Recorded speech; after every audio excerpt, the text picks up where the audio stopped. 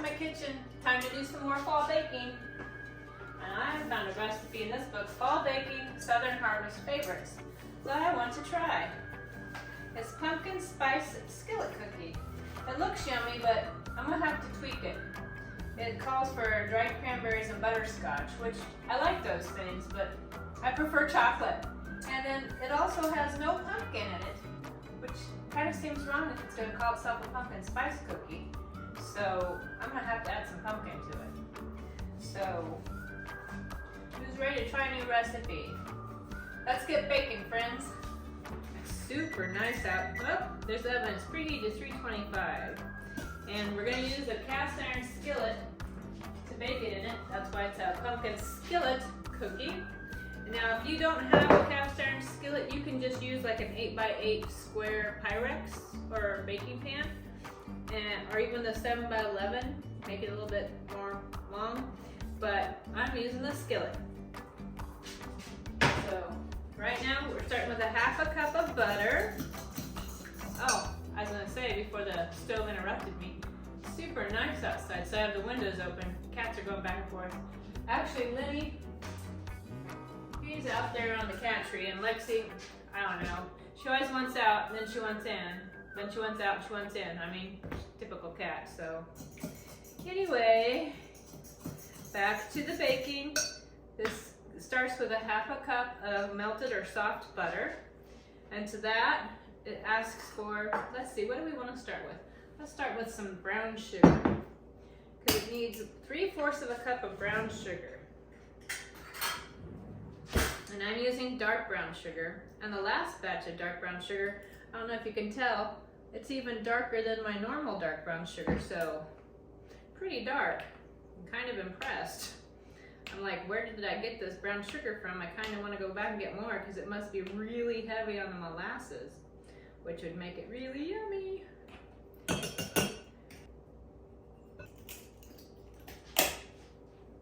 And let's see, 1 large egg.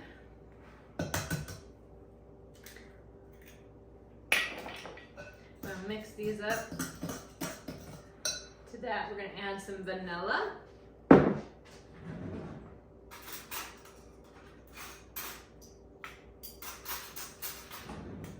Looks like a teaspoon of vanilla.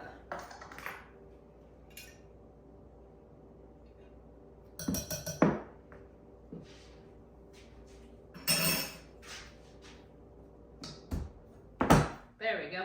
Old liquor bottles work great to store some things in. Then let's see, it's gonna call for baking powder, salt, and pumpkin pie spice. I'm gonna save that for my pumpkin, because I am putting pumpkin in here.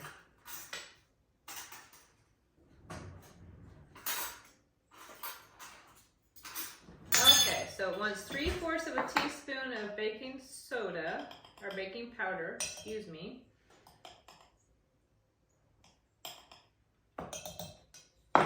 And then 1/4 of a teaspoon of salt.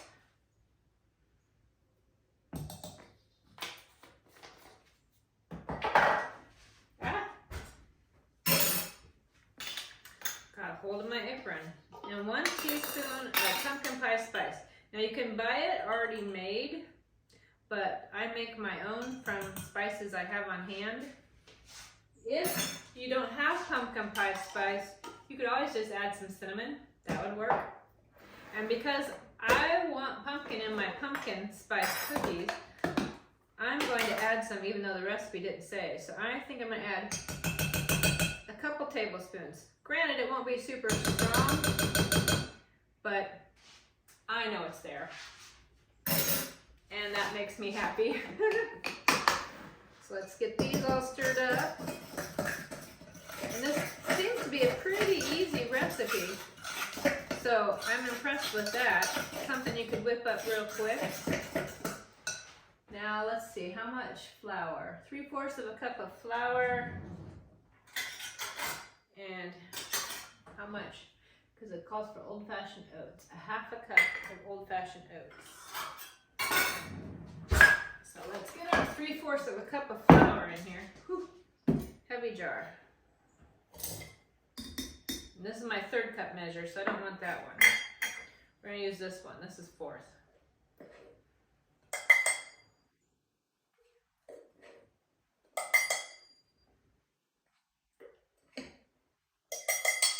There we go.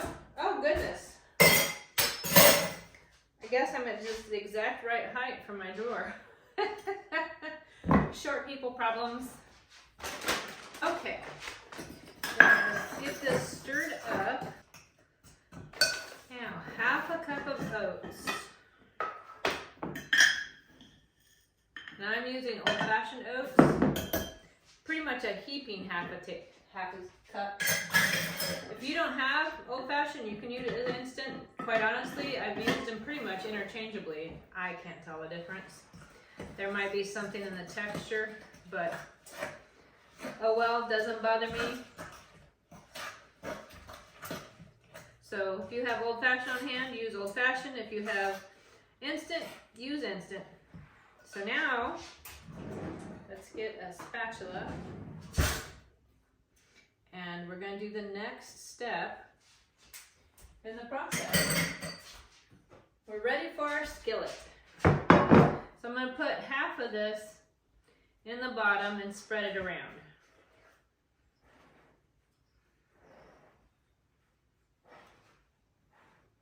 I wonder if this is an 8-inch or bigger, but oh well, it'll be all right. Because it said 8-inch skillet. I think this is a 10-inch skillet, but it'll just be a thinner cookie, which is perfectly fine. You can feel the coolness from outside. It just is gorgeous. All right.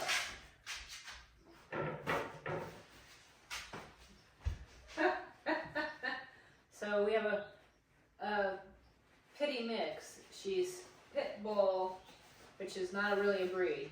So she's boxer, Staffordshire Terrier mutt. And she likes laying in the sun, and she's out there on the crest of our backyard, and every now and then, because she's crashed, it's like we call her dead dog, because she's out there just crashed. She just kind of makes me laugh. So next, I've got my first layer in. I'm going to sprinkle it with some chocolate chips.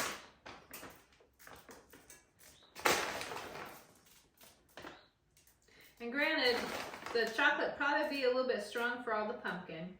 So if you want it to be a more pumpkin-y flavor and less chocolate, you could use the butterscotch, which will make it probably a little bit more sweet.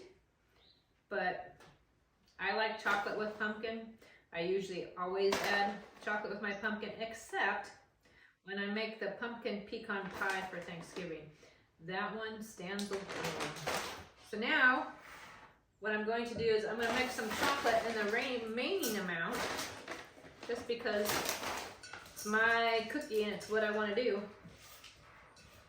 You could leave it out if you wanted to and just top the next layer with what's remaining and just have chocolate in the center. You could do cookie dough chocolate. You know, and you could do milk chocolate, dark chocolate, white chocolate, butterscotch, Reese's peanut butter chips. It's your cookie. You build it how you want. So now we're going to try and carefully cover up this layer of chocolate chips with the layer of cookie dough.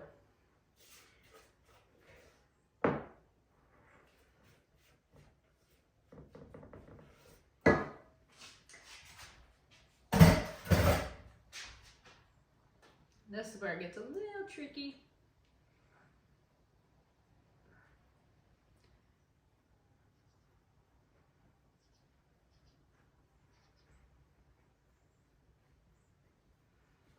It's funny, the recipe said that they cut the cookie into 4ths. That's a pretty big piece to me. I'm thinking 6 or 8 because that's a mighty big slice. I said 6, but after looking at it, and my husband said 8, he's probably right. He usually is.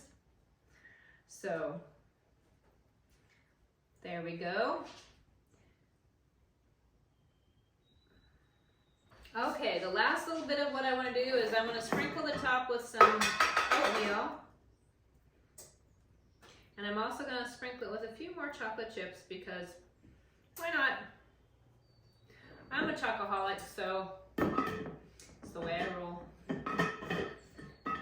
I mean, I was born on Valentine's Day, so it's kind of a given that I would like chocolate.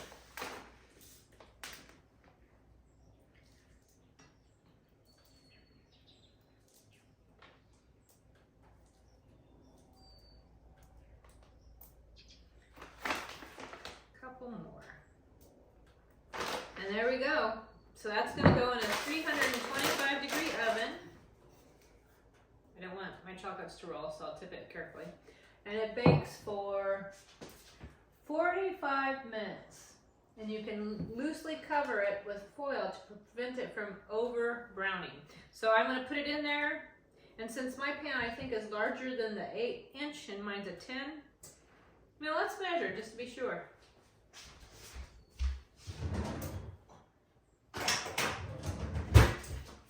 Got my tape measure. Yep, 10-inch. There we go, 10-inch. So mine will bake faster than 45 minutes. So what I'm going to do is I'm going to put it in for 20 minutes. Check it and rotate it, and then decide from there how much longer. And when I get to the end and pull it out, I'll let you know how many total minutes I had it in there to bake. So if you're using a skillet like a 10-inch instead of 8, you'll know how to adjust accordingly. Alrighty, here it is, and it ended up taking about 40 minutes. So even though it was 2 inches bigger, so it's thinner, it still took close to the 45 recommended. And I did end up putting just a little square of foil over the top after the first 20 minutes because I didn't want it to get too brown. And it looks much browner in the video than it does in real life. So I still think it looks really good in real life. But it's also probably a little bit browner because of the dark brown sugar and the added pumpkin. Smells amazing. Can't wait for tea time.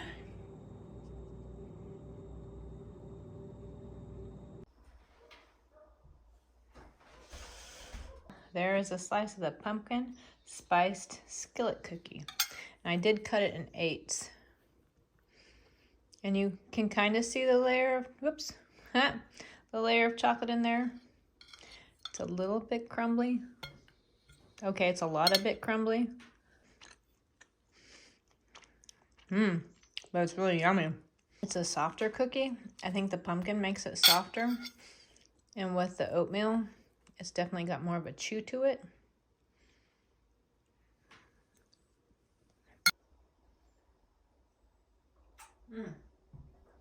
You can definitely taste the spice in it from the pumpkin pie spice. Like I said, adding the pumpkin made it a little bit more soft. So if you like a crisper cookie, I guess don't add the pumpkin. I'm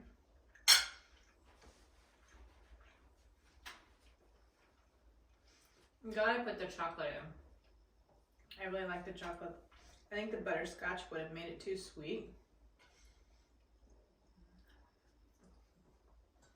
Kind of wish I had some dark chocolate for it. Let's do a verse today. I'm going to pick one out of the middle. He giveth grace unto the humble. James 4:6. What does it mean to be humble? I think some people confuse humble with like weakness. Like if you're humble, you're like a pushover and a doormat.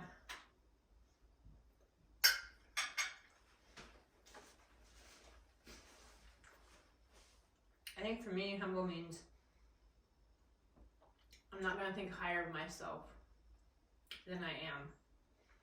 And then I'm going to realize that I might be better than some people, but some people are better than me.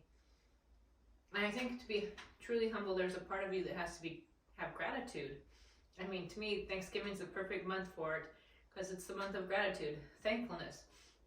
Thankful for the things that you have, thankful for the breath in your lungs, beautiful sky overhead, food on the table, something delicious to drink,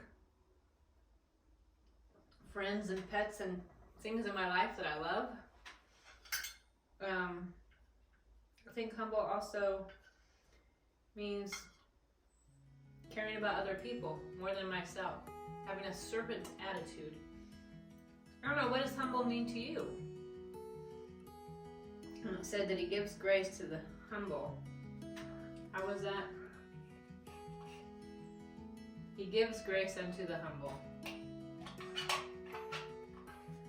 What does grace mean?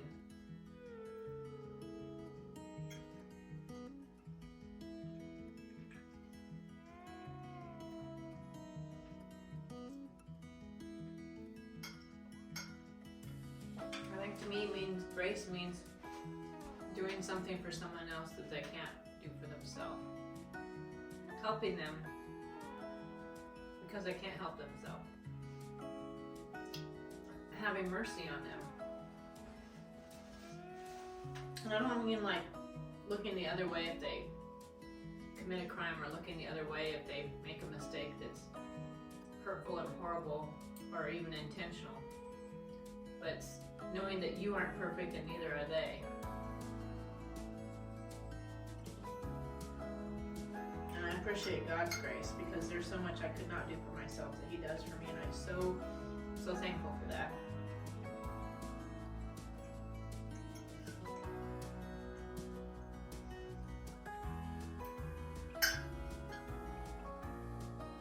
But let me know what you think. What is grace?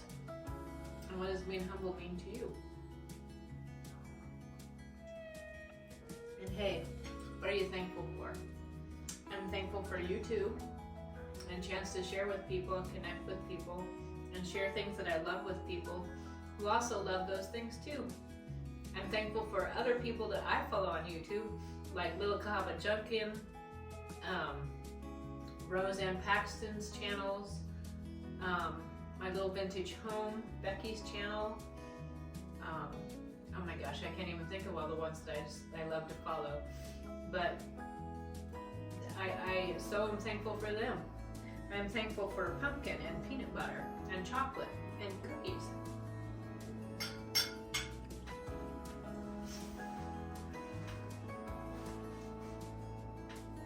I'm thankful you came to see me today and join me for some yummy cookies. I hope you bake them. Let me know if you make them the same or make them different. If you had something instead of chocolate chips that was really yummy. And I hope you'll come back and we'll bake something else together. Make something pretty.